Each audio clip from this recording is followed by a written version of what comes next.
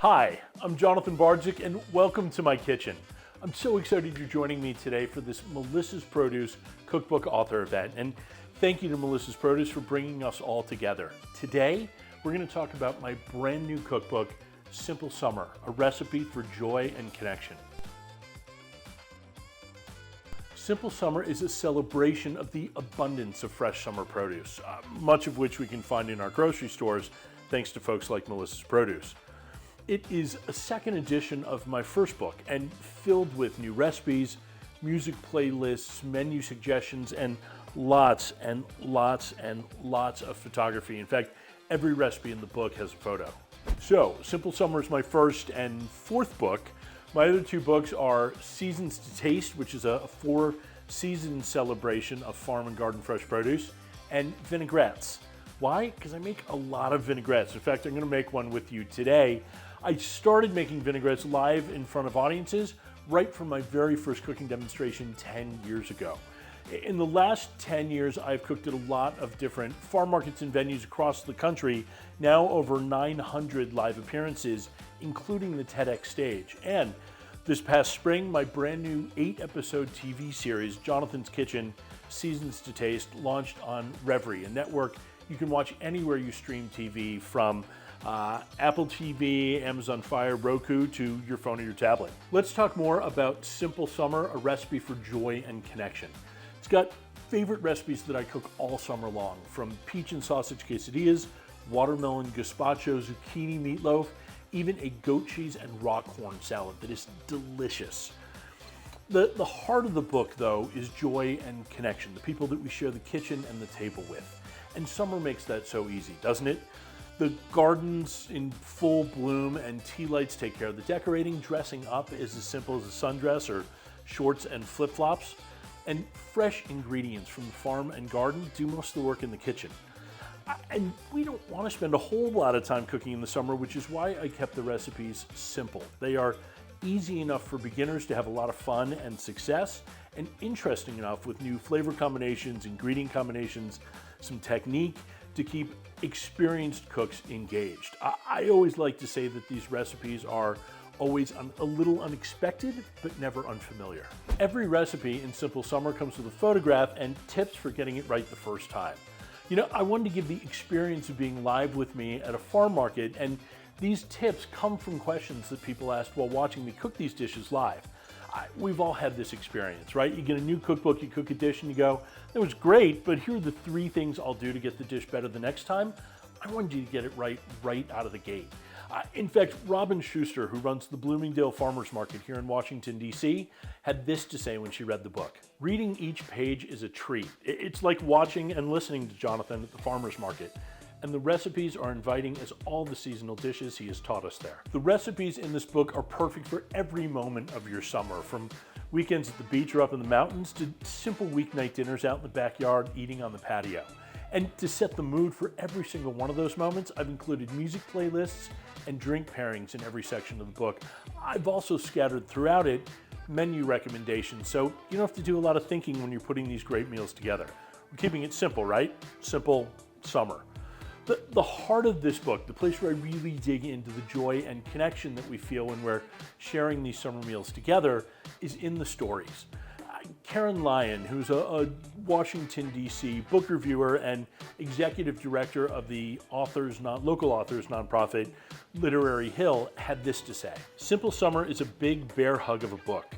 Jonathan's warm and generous spirit shines through on every page." So why so many stories? Well, I'm going to start by answering the question I always get asked, which is, how does a cook become a storyteller? And it all started right before my first live cooking demonstration. Now, I started doing this in my late 30s, right? I had sort of hit that point in my life where I checked every box before you turned 40. I was married to my amazing husband, Jason, living on Capitol Hill in DC. Work was going well, and I wondered, what is my next big adventure? And number of conversations led to me doing a live cooking demonstration on July 30th, 2011 at Washington, D.C.'s historic Eastern Market. And I'd never cooked live in front of an audience before, so right before that day, I called a good friend of my husband's Robin, who used to be a writer with Bon Appetit and was the food editor at the time for the Columbus Dispatch, had done a lot of live cooking, and she said one thing to me: whatever you do when you are in front of that audience, do not stop talking. Well, here on camera today, we're going to be able to move through a few of the prep steps kind of quickly so you don't have to watch me grate down 3 zucchini. But when you're standing live in front of an audience, I got to snap the ends off of every single one of those green beans. And while I'm doing that, I got to tell some stories. I got to fill that time. That's how I became a storyteller. All right, let's do some cooking. The first recipe I'm going to make from Simple Summer today is a French potato and cherry tomato salad dressed in a bright champagne vinaigrette. It's a recipe I love making all summer long, particularly for outdoor gatherings. And I'm going to make it today using some of the great produce that I got from Melissa's. We're going to start with this tricolor blend of fingerling potatoes.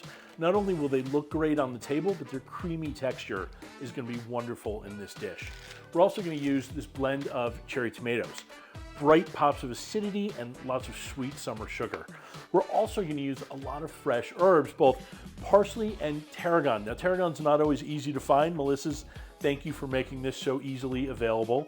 Tarragon to me is the taste of freshness. It's got that light kind of licoricey flavor. Now, if you winced thinking of a black jelly bean, don't worry. This has a light licoricey flavor in the same way that fresh basil has a light licoricey back note. So if you like basil, you're probably going to like tarragon. I'm going to get the potatoes boiling in some salted water, and then we'll get started on our vinaigrette. A vinaigrette has 3 basic components: something oniony, usually garlic or shallot, something acidic, some vinegar or some citrus, and some fat: olive oil, vegetable oil, bacon fat. Today we're going to start with garlic, and with this big, beautiful garlic I got from Melissa's in these huge cloves, we're only going to need 1 or 2. Let's make this kind of garlicky. I don't know how many of you have noticed how garlic gets opened up on TV. They usually just take 2 beautifully manicured nails and delicately lift out each clove. You've done this, right? You know it doesn't happen like that. I'm convinced when you become really successful in culinary entertainment, someone is prepping your garlic for you in the meantime. So we'll get a couple big cloves here, and garlic can be difficult to get out of the skin. Now, you'll notice I live in a tiny DC row house. I don't have any room for a garlic press or that rubber tube to roll the skin off. So I'm just going to take my knife, cut through the flat base of each clove, just like this, crush it under the flat edge of my knife, and the garlic pops right out of the skin, just like this. There we go. Now, I'm going to lightly mince my garlic. I really love garlic and vinaigrette, but I don't like big chunks of it. It is kind of like, well, today for you may be one of those perfect late summer days where it is late summer, early fall, where it is a nice day to go sit on a patio somewhere drinking margaritas. And while you do, they are going to bring you a basket of chips and salsa. And you, because it's always you, are going to dip in your chip and get that one giant piece of jalapeno they forgot to dice up back in the kitchen. Your mouth is now on fire. You grab your margarita, you suck the entire thing down in one gulp, hoping your friends don't think you picked up a nasty drinking habit over the last year. Big chunks of garlic in your vinaigrette can kind of be like that. So to get around it, I'm going to sprinkle my garlic with some coarse salt. Now, this can be sea salt or kosher salt, but it's got to be coarse, because coarse salt has large crystals. Those large crystals have sharp edges, and those sharp edges, when we drag our garlic and the salt across the cutting board together, will shred the garlic down into a nice smooth paste. So we said 3 basic components, right? Something oniony, and today that is our garlic. Add that right to the bowl. Something acidic, and we're going to use a nice, bright, sharp champagne vinegar. All of that acidity is the perfect balance for our starchy potatoes. Add about 1/3 of a cup. Always measure carefully when you're cooking. Just kidding. We joke about this with my family. So between my brother, sister, and I, one of us has to pay careful, or 2 of us have to pay careful attention to the details of our work. One of us does not. My brother is a marketing executive and an agricultural economist by trade. We certainly hope he's paying attention to the details. My sister, she's an orthopedic surgeon. She better be paying attention to the details. Me? I just cook. This is relaxing and fun in the kitchen. All right, so we have something garlic, oniony, or garlic, something acidic, or vinegar. We're going to add in some fresh cracked black pepper. A little bit of Dijon mustard. We'll talk more about this in a minute. And I'm going to whisk these together. Now, if I'm making a vinaigrette as part of a meal, I will do this first, and I'll set all these ingredients on the back of the counter and let those flavors develop for about 20 minutes. But you don't want to sit and wait 20 minutes while these flavors develop, so we're just going to finish this vinaigrette up right now. And I'm going to show you the third major component and the magic behind a vinaigrette. Now, I often call this the single most valuable recipe I know, the one I get asked for more than anything that I serve to guests in my home. And I will prove that to you with a story. So, gosh, 5 years ago now, my mom and dad come down from Western Massachusetts. My mom's college roommate comes up from Southern Virginia with her husband, and they all join me right here at the house in DC for lunch. I wanted to impress them. So I start the meal with sorrel soup. Sorrel is this beautiful tart lemony green, lots of butter and onions, made it with homemade chicken stock. Serve it around the table and, well, no reaction whatsoever, but I'm not fazed, because coming up next is this gorgeous, pillowy tall, golden brown on top, moist in the center, wild mushroom and bacon souffle. And I spoon that around the table. They look at each other and they go, how are the grandkids doing? Gosh, they're just adorable. Didn't you guys go to Europe last fall? We did. We love Italy. Zero reaction whatsoever to the food. At this point, I'm totally frustrated, and I drop a salad right in the middle of the table. Conversation stops dead. What'd you do to these greens? These are amazing. Can I get the recipe? Yeah, right after we talk about the soup and the souffle. Apparently they are that good. I'm about to show you why. Welcome to science class. We're gonna make an emulsion. And an emulsion is when you take two liquids that don't particularly like each other and you force them to hang out for a little bit. And we do that by drizzling oil into the vinegar while whisking, breaking the vinegar up into tiny little droplets and coating it with the oil. And it's gonna happen just like this. Now the classic ratio for a vinaigrette is about 1/4 vinegar to 3/4 oil. I tend to find that's a little flat and fatty for my taste buds, so I usually use about 1/3 vinegar to 2/3 oil. Now, why go through all this work of making an emulsion when we could just drizzle the oil and the vinegar separately over our salad? Well, we love the flavor balance of fats and acids. Think about drizzling a little bit of vinegar over your fish and chips. We don't, however, like the feeling of acidic liquids hitting our tongues. Think about biting into a lemon. So by breaking up the vinegar into tiny droplets and coating it with that oil, you get a beautiful, soft, buttery mouthfeel with that burst of vinegar inside. So our vinaigrette is ready. Let's check in our potatoes.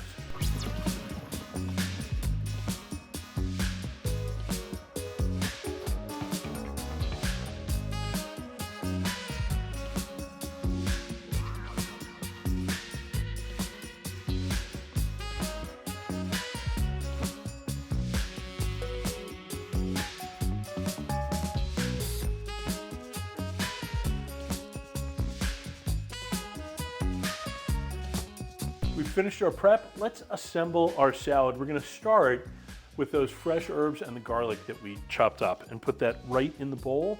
We cut up our potatoes while they're just a little too hot. It's okay if it hurts your fingers a little, because those hot potatoes, when we dump them in over those fresh herbs and garlic, are gonna release all those natural oils for lots of flavor and fragrance. Now, we cut up our tomatoes. Remember, when you bring good fresh tomatoes home, that you want to store them on the counter, not in the refrigerator. One of the major flavor compounds in tomatoes is called lycopene. Lycopene is easily damaged by cold, so those tomatoes that are out on the counter are going to taste better than ones that are in your fridge. And we'll add those in too. We finish this salad by adding in our champagne garlicky, mustardy vinaigrette, nice and sharp against all those potatoes. Now remember, fingerlings are waxy potatoes, right? They're not starchy like a russet. Russets, starchy potatoes, are great for baking. They're great for hash browns and mashed potatoes. Starchy potatoes are better for things like salads and cutting up and roasting for dinner. If you can't find fingerlings at your grocery store, you can always buy little baby reds or some Yukon Golds. We'll toss this together and we are ready to take a taste.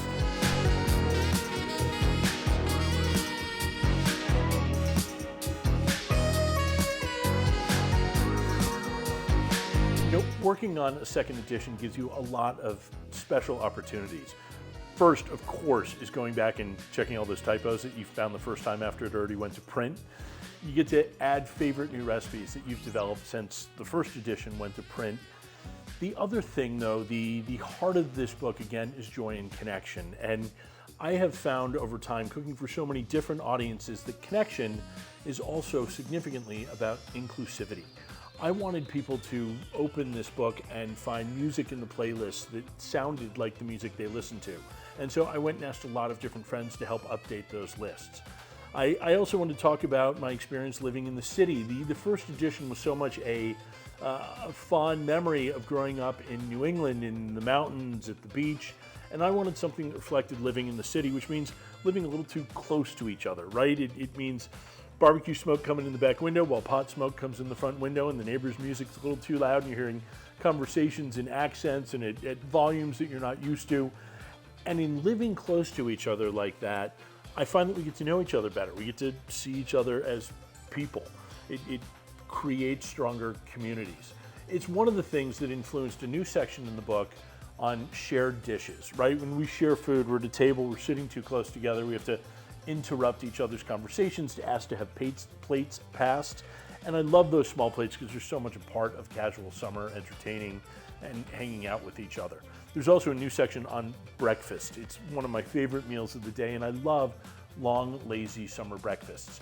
In fact, there's a story in the book about it, about my mom and dad. You know, when the book came out and my dad saw a copy for the first time, he said, if the first edition of Simple Summer was a cookbook with great stories, I think this is a storybook with great recipes.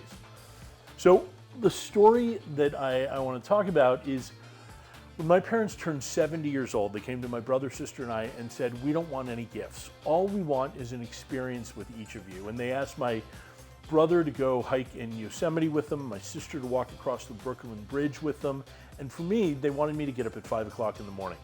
But there's something special here. They wanted me to get up at 5 a.m., go down to the Lincoln Memorial, and watch the sunrise from the top of the steps.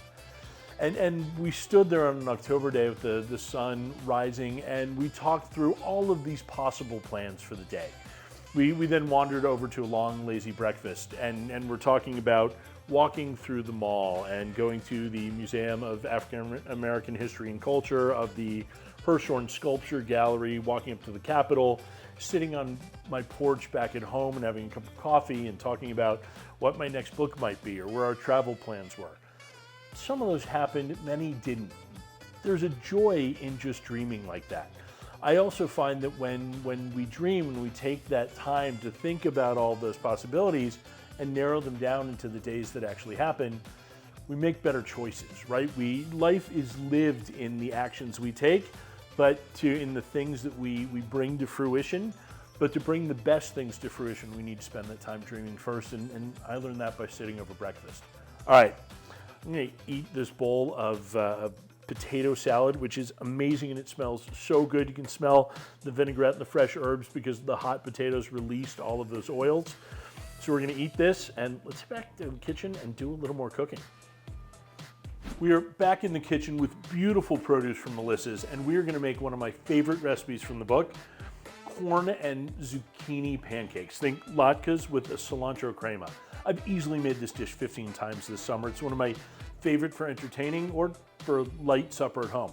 So the first thing we need to do is get corn off the cob, and to do that, we're gonna take a small bowl, put it inside a big bowl. Why are we doing this? Well, you've cut corn off the cob before, right? Raise your hands. I know I can't see you, but raise them anyways. And if you've done that, you've also had corn all over the counter and all over the floor. We're gonna solve that problem today. So, small bowl and a big bowl. We take an ear of corn, stand it up on the small bowl, and then just cut slowly down the side. If you cut too fast, it will bounce around, but if you cut slowly, you can quickly and easily get all that corn right into the bowl. Our corn is off the cob. Now we need our zucchini. So earlier I grated the zucchini on a box grater, put it in a colander, and tossed it with a bunch of salt. If that looks like a crazy amount of salt, don't worry. The salt draws moisture out of the zucchini, and when we squeeze all that moisture out, the salt goes with it. So to get the moisture out, we're going to grab a tea towel and dump our zucchini on top of it, just like this. You can see we've already gotten some moisture out of that zucchini. It's such a beautiful green color. It reminds me of freshly pressed olives. And we're gonna wrap up our zucchini in this towel. Now this, although it may be tempting, this is not the time to use your oldest, rattiest tea towel. I've done that before. That old ratty tea towel can split along a seam, and all that water that you've worked so hard to squeeze out that's in your bowl, well, the zucchini drops right into it. So let's grab our zucchini, and we're just gonna start twisting until we get as much moisture out as we can. Now to the corn, we'll add our zucchini and 3 ingredients to bind the pancakes together.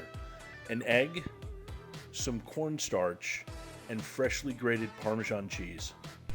Now we'll add 3 ingredients for flavor: garlic, fresh basil, and some paprika. For cutting up large-leaved herbs like basil, mint, I find the easiest way is to take a few of these large leaves, just like this, and stack them up just like sheets of paper. We're then going to roll them up like a cigar, or anything else you may have experience rolling. This joke is a lot funnier the fewer government workers that I have standing in front of me in my DC audiences. Then we take our knife and just cut this into thin ribbons. This is a classic French cut called the chiffonade. Now, if you're looking at this thinking your knife may not make such small cuts as mine, no worries. Just take that pile, turn it 90 degrees, and run your knife through again. Keep turning it 90 degrees and chopping it until you're happy with how fine that is. Now, we're gonna throw our cilantro for the crema in a blender today, but if you have to chop up small-leaved herbs like cilantro, I find the easiest way to do it is to take a few stems and slide down to the point where there's more stem than herb, snap them off. The stems at the top are nice and tender, so we can go ahead and eat those. We're gonna put those leaves in the palm of our hand, the leaves towards our fingertips, roll it up into a nice tight bundle, and then take your knife and again, chop that bundle as thinly as you're comfortable doing. Turn that pile 90 degrees and keep turning and chopping until you're happy with how fine that is. And that's how you chop herbs quickly and easily. We'll season it with a little bit of freshly cracked black pepper, and we're ready to stir together a batter and get cooking.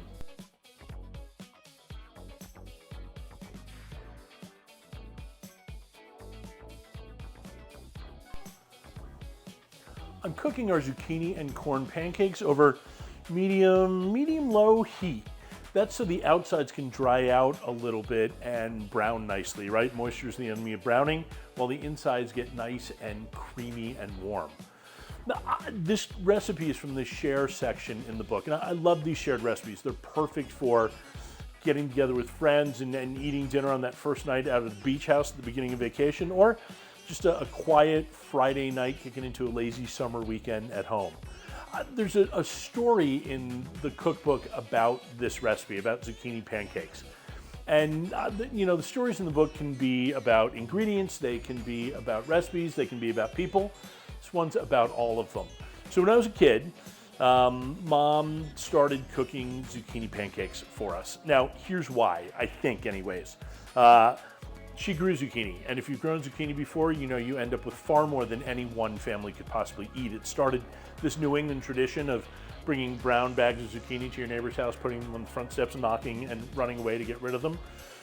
So she would steam the zucchini and bread and fry the zucchini and grate it and use it as a crust for pizza. And I think at the point that my brother, sister, and I would no longer eat any of these things because we were so tired of them, she came up with zucchini pancakes. She would even serve them with real New England maple syrup, and that made us happy. All right, let's flip these and we're gonna make our crema. Our crema is so simple. We use some creme fraiche. You could also use sour cream or even Greek yogurt if you wanted something a little lighter. We're gonna put in just a little milk, a couple tablespoons, or buttermilk if you want some tang to thin that out. There we go. We are going to add in our cilantro, stems and all. We're just gonna puree that right up. And then we'll grab one more clove of garlic, add that in, hit puree, and our crema is ready to go.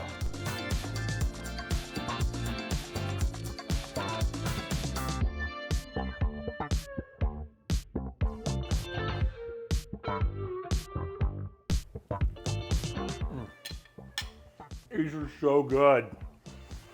You know, I love the recipes from the shared section of the cookbook. I love sharing food, period. For me, the joy of cooking is in that sharing. It's in the conversation, the sense of community, in the connection. I've had a lot of people over the last 18 months, while we have not been sharing as much time with other people, ask me about that. So what does the connection look like when you're sitting alone at home at the table? Well, for me, I feel like when you buy food from people you know, the farmers at your farm market, the people who work behind the fish counter in the greengrocer section of your local grocery store, when you buy food from suppliers like Melissa's, when you see that logo and that food is familiar to you, when you eat food from people you know, you're never eating alone. This reminds me of an idea that has popped into my head, sort of developed in my mind over the last few years. It's an idea I like to call the joy premium. In finance class in grad school, studying for my MBA, we learned about something called a risk premium. So when you make an investment, let's say you have $100 million to invest, you can invest it in a money market fund with a guaranteed 5% return that you earn while you are sitting on a beach in Tahiti drinking Mai Tais. Or maybe you want to take a riskier investment, right? You invest in a startup company and you don't know that you're ever going to get that money back. So you say, if I'm going to give you this money to use, I better make more than I make just sitting on a beach in Tahiti drinking Mai Tais with my money market fund. Let's say you want 12%. So that 7% difference becomes your risk premium. So here's the opposite of that, and that's a joy premium. And let's talk about it in terms of work. I had a lot of friends who freelance ask me, what do I charge for my work? And I said, you know, I was given many opportunities early on to work for free. You may have gotten some of these. And everyone said, oh, you're going to get great visibility and future opportunities. And it just never satisfied me. So I say, look at the joy premium. If a client brings you joy, if working with someone makes you happy, then you can measure the return you get on that in ways other than just cash. If, on the other hand, you are working with a client who's a pain in the butt and you're working with them for one reason and one reason only, and that is money, then make sure you make money from them. So how does this apply to food? Well, if I go to a restaurant, they have one thing to offer me, and that is the atmosphere, but mostly it is the food on my plate, and it better be darn good. If, on the other hand, I have the pleasure of shopping and preparing it in my kitchen and sharing time with people and sitting down at that table with friends and family, then there's a whole lot of other value in that experience beyond just the food. So whether that recipe turns out perfectly that night or not, doesn't matter, because I've got so much joy front-loaded into that experience. And that is the joy premium. Thank you for joining me to do some cooking with this amazing produce from Melissa's and to talk about the second edition of Simple Summer, a Recipe for Joy and Connection. We've talked about great recipes. We've talked about the music playlists, drink pairings, the stories. You know, there are more recipes I would love to share with you. Things like peaches and blueberries tossed in cardamom with a Thai basil whipped cream, a corn and bacon succotash, a watermelon martini. Speaking of the martinis, I talked to you about how important inclusivity was to me as I wrote this second edition. And I worked over the last year with an organization here in Washington called Booze Free in DC. They seek to bring visibility to alcohol-free socializing opportunities. It inspired me, and so in each of the drink recommendations, drink pairing lists in the book, there's a recommendation for a zero proof option. It all comes down to connection, right? To having everyone feel like they have a welcome seat at the table. This has been so much fun. You know, if you want to find out more about me, get some more recipes, check out my website, jonathanbardzik.com. You can also follow my adventures on Instagram at Jonathan Bardzik, and check me out on Wednesday nights at 5:30. I go Instagram Live, cooking right here from the kitchen. Also, check out my TV show. It's on Revry. That's REVRY, which is a network you can watch anywhere you stream, from smart TVs, Amazon Fire, Apple TV, even your phone, tablet, or computer.